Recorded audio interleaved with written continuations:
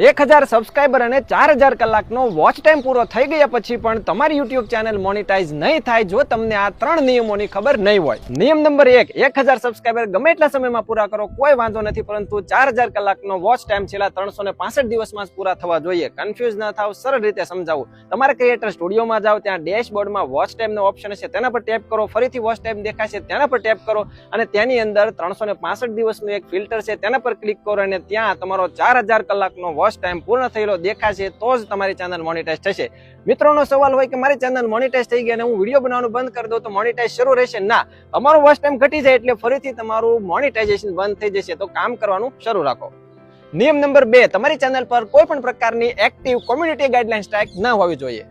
નિયમ નંબર 3, તમારું content 100% genuine અને ઓથેન્ટિક હોવું જોઈએ. એક જ પ્રકારનો વિડીયો વારંવાર અપલોડ કરવો જોઈએ નહીં, તમારો હોય કે બીજાનો. જો આવા પ્રકારની ભૂલ કરશો તો રીયુઝ કન્ટેન્ટની એરર આવશે અને તમારી